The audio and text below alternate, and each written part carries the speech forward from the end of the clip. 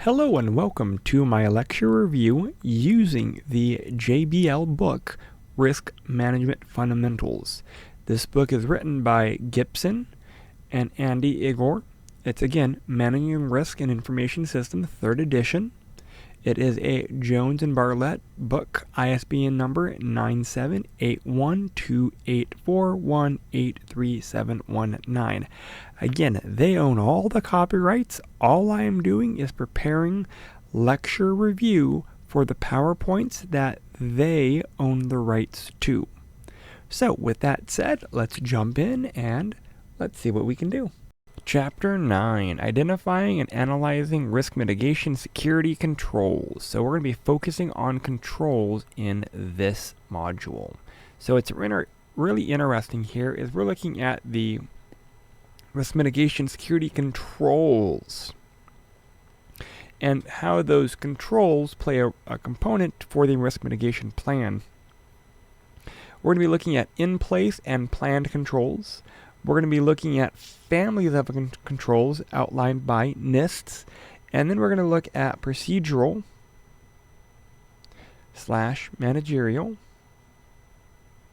/ administrative controls. Then we're going to look at technical or operational, and then lastly, physical. Alright, so I say procedural, managerial, or administrative because depending on the text you're reading, it could be one of those three. Technical or operational controls, again, depending on the text you're going to be reading, it's going to be one of those two. And then the third one is always physical, and there's only one way for us to describe that, which would be physical controls. Alright, so let's look at in-place controls. These are things that are already there. So, like within the operating system. Maybe we have Windows 10 or Windows 11. They're already having a firewall and an AV or antivirus. Are those adequate? And if the organizational policy says, no, the firewall is adequate, but the antivirus is not, we might have to replace in-place controls if they do not meet the needs of the organization. So we don't just have to look at are they present, it's how do we modify them. The three primary objectives for controls are to prevent, recover, and detect. So that's in-place controls, as opposed to planned controls, and those are controls that have been approved but not installed yet. So we need to identify planned controls before approving other controls. We need to work through the process for the planned controls, implement them before deciding new controls. So identify before approving others. Understand that vulnerabilities are still going to exist. Vulnerabilities never go away. We're trying to mitigate or lessen or lower them, but they will still exist to a limited degree. Well, hopefully a limited degree. The goal is to have less vulnerabilities with the more controls we implement. How do we do that? Through evaluation of the effectiveness of the planned controls. And we do that through verification and research. Again, these are not one and done. They actually have to take time to go through them. Since we were talking about control categories, NIST 853, that's the security and privacy controls for federal information systems and organizations. If you are Fed or working with the Feds, you're going to be having to comply with NIST 853. They outline an implementation method. They outline specifically 3 implementation methods that are used: procedural, technical, physical. Again, the wording might be slightly different. Procedural, managerial, administrative, technical, operational, or physical. Those are the main control categories. And then from there, we have separate families of controls. Alright, so let's look at our NIST families. So, I'm not going to read the next 2 slides. You guys can do that. We have things like our access controls, AC, continuity planning, CP, personal security, PS, maintenance, MA, and so forth. What's interesting is, if we go to the second page, we have things like physical and environmental protection, PE, and then we have a lot of other variations. So again, context matters here.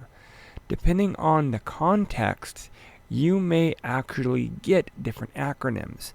PE, if we're dealing with infrastructure, might be more referred to as the perimeter's edge, not the physical and environment protection. So we have to be mindful of how we use certain acronyms. Context does matter because that will change the acronym. Other forms of procedural control examples will include policies, procedures, guidelines, security plans, insurance and bonding, background and financial checks. We're going to go through many of these. Data loss prevention control programs, education and awareness programs, rules of behavior, and software testing. We're going to go through each one of these a little in depth. So, first, policies and procedures. Policies are a high-level document that provides overall direction without specific details. Procedures provide the details. So, for example, policy might be an acceptable use policy, a password policy, a vulnerability scanning policy, where the procedures will actually be the steps required to implement that specific policy. Security plans could be incident response plans, disaster recovery plans, BCP-based plans. It really just depends on the different types of plans the organization uses. As we move past that, we have our bonding and insurance. Insurance policies are more shared responsibility. We can also say that that might be risk transference. We, the organization, transfer the risk of that asset being losing value to the insurance company. That could be fires, floods, natural disasters, acts of God. It could also be any other form of business interruption outlined and approved through the insurance company, and errors and omissions. For bonding, that will be something against loss. It will be a bond held, and that kind of helps combat theft, fraud, dishonesty, and things like that. As we move past that, we have our background checks and financial checks. So the initiation should exist. The current architecture and design for the system should document risk assessment, our acquisition and development of the more complete risk assessment, implementation testing, operation and maintenance, and sunset or disposal. These are the core architecture designs for our risk. So how does background checks come into this? Well, you have to hire personnel. So personnel typically need to be known if they're trustworthy or not. You'll end up with the ability to conduct a background check for some organizations. If you work in education, for example, you might have to do a confirmed background check. If you work at Best Buy, you may not have to do a background check. It really all depends on the organization's structure and if they require it or not. Depending on your access to sensitive material, you might have a financial aid or a financial check. That way, you can see if your finances are leading you to a more riskier lifestyle, essentially. It's viewed someone with poor credit rating typically is more suspicious or more susceptible to being able to be compromised or bribed. Internet resources could be open source intelligence, and that can expose additional behavioral concerns. HR does have OSINT specialists, and more companies are actually developing this field more and more within HR to ensure that social media of potential new hires actually are appropriate. And I've actually had this happen to me. I work for one university. They had to have access to all my social medias to verify my moral structure. And if I didn't want to give it to them, they didn't require it, but I would not be considered for the job if I did not. Loss prevention could be loss of confidentiality or loss due to corruption. When we work with digital media, corruption could just be a part of life. If we are looking at storage of a backup on a flash drive or external hard drive, and that media fails or is damaged, that could be corruption. If we're dealing with loss of confidentiality, that normally is focused on encrypted data or data that's secured so only authorized users can view it. However, a non-authorized entity accesses it. That could be an example of lost confidentiality. We have our training awareness program. The generic program announcements could be login banners, emails, or posters, but the awareness program specifically might be more targeted. The awareness program could also mean specific training. The training could be generalized for the entire organization. It could be for certain personnel that have access to certain criteria or certain levels of confidential material, or it could be more specialized and targeted. It really just depends. For example, I work in higher education. I have to do regular training on FERPA because FERPA is directly related to my job and educational records. So I actually have to do it to ensure that I comply with all FERPA mandates. All right, let's jump into rules and behavior. So rules of behavior basically outline what you're allowed to do. It should have a document, and it tells you what you can and what you should not be doing. Normally, you have to read and sign so that you understand the rules. Common elements might be privacy, restricted activities, email usage, protection of credentials, consequences of failure to follow, consequences or penalties of noncompliance, and things like that. These are pretty common documents that sadly not every organization does use. Software testing, that is going to be a policy development for mandating software testing. Again, these are structured rules. They cannot just be on the fly willy-nilly. They need to be developed, reviewed, gone through, and so forth. Types of software testing will be things that are within reason.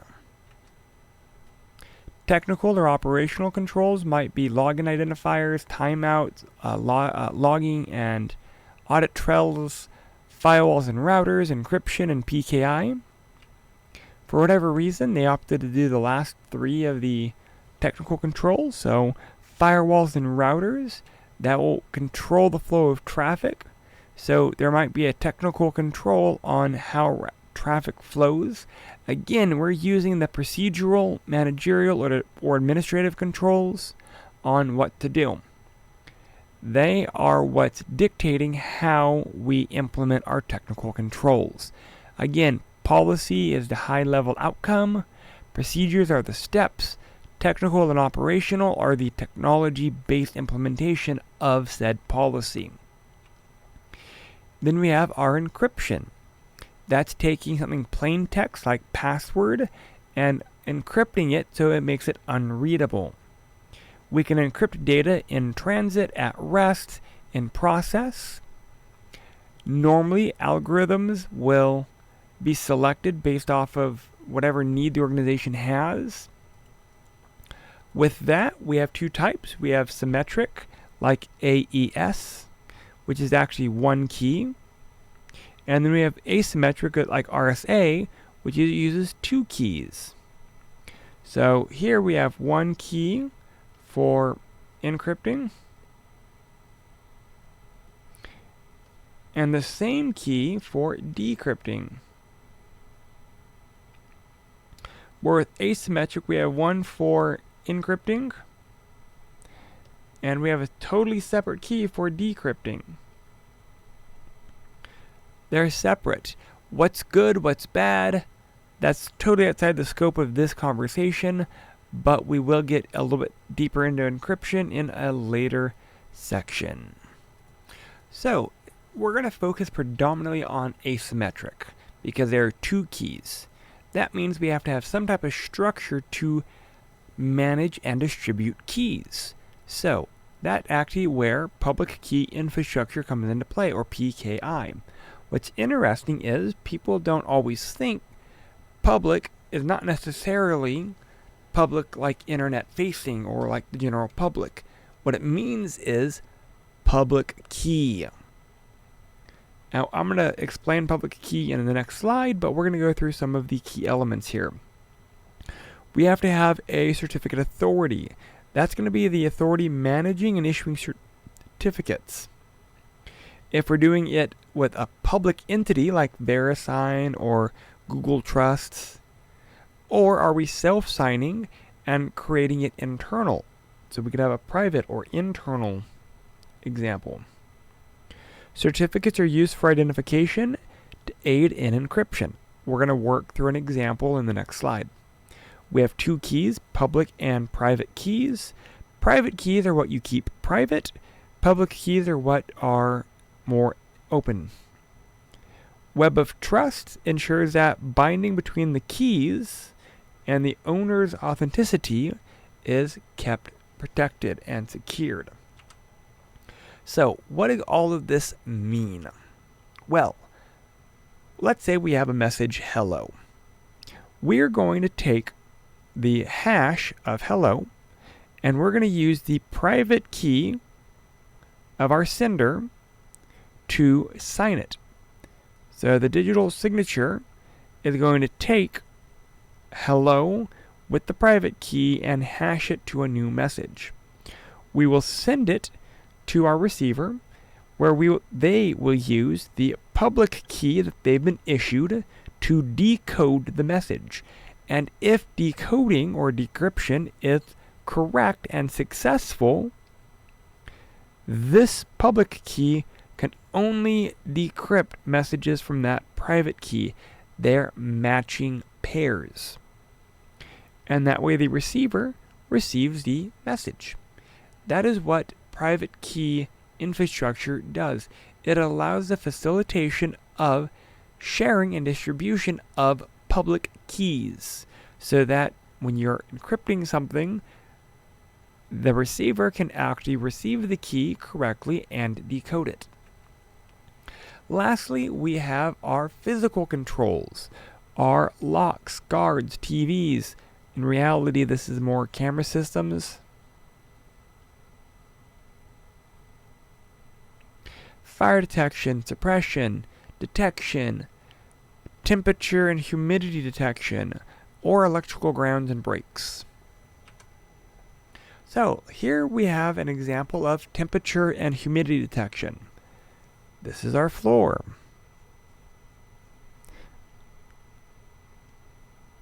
We have cold air coming in from the bottom. It may heat up due to the equipment. So the exhaust from the top. If, for whatever reason, one of these servers start overheating, we need a way to alert that cooling is not correct. Or if there is moisture or humidity in the air, we need a way to detect humidity, because that will destroy equipment. Best practices for risk mitigation controls. First of all, test the controls regularly. Not one and done. You need to test the controls regularly. Controls must be effective. You need to review all the controls in all areas. And you need to do this in more of a circular fashion. Again, maybe once a year you review the controls, maybe once a quarter. The organization will dictate how often the controls need to be implemented and verified for effectiveness. You need to understand the different families if you're working with any federal organizations or utilities.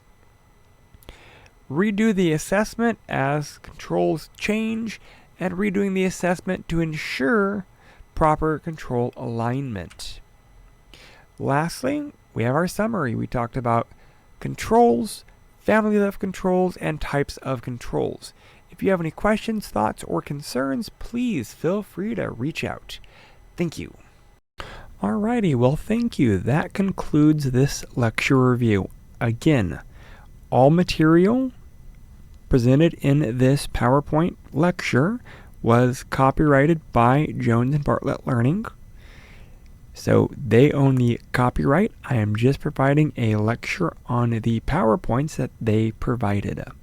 With that said, if you have any questions, thoughts, issues, concerns, please feel free to reach out to me, leave a comment, get in touch with me, and I will get those addressed as quickly as I can. Thank you.